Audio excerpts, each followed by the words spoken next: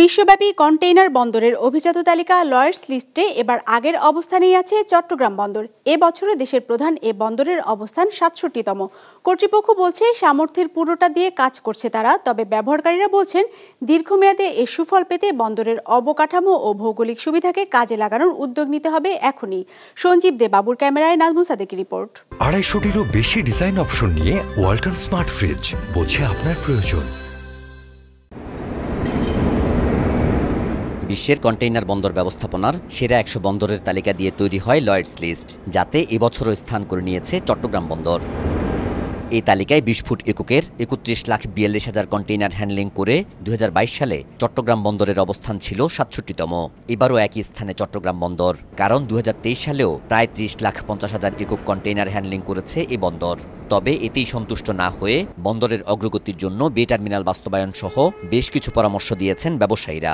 বন্দরের কিন্তু এখানে সবচেয়ে সীমাবদ্ধতা হলো তাদের স্পেস। তাদের খুব অল্প স্পেসের মধ্যে কিন্তু অনেক বেশি সেবা দিতে হয় এবং 7 দিন 24 আওয়ার্স খোলা রেখে কিন্তু তারা সেই চেষ্টাটা করে যাচ্ছে সেবা দেওয়ার। কিন্তু আমাদের কিন্তু এখনই বিকল্প চিন্তা করার সময় এসে। এর সাথে আশেপাশের বিভিন্ন দেশের পণ্য হ্যান্ডলিংয়ের উদ্যোগ নেওয়ার পরামর্শও দেন সংশ্লিষ্টরা।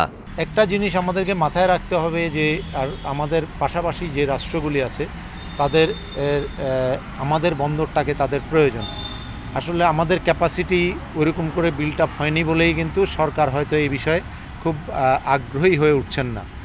এবং এইটা যদি আমরা করতে পারি এবং তাদের কাছ থেকে যদি আমরা যথেষ্ট রেভিনিউ ধার্য করতে পারি, এটা হতে পারে কিন্তু আমাদের এই জিডিপির গ্রোথের আরেকটা ফ্যাক্টর হিসাবে, বড় ফ্যাক্টর হিসাবে এটা কাজ করতে পারে। তো এই বিষয়গুলি মাথায় রেখে বন্দর কর্তৃপক্ষ কাজ করবেন, এটাই আমাদের প্রত্যাশা। বন্দর কর্তৃপক্ষ বলছে দেশের অর্থনীতির সাথে তাল মিলিয়ে কাজ চলছে। চট্টগ্রাম বন্দরে আমরা 24/7 অলওয়েজ ওপেন, আমাদের লোকজন 24/7 কাজ করছে এবং আমাদের বর্তমানে 18টা গেট ক্রেন আছে।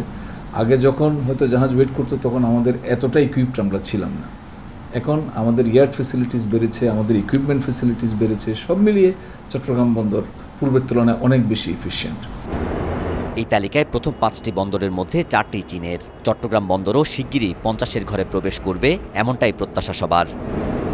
নাজমুল সাদেকি, বিজনেস রিপোর্ট, মাছরাঙ্গা টেলিভিশন।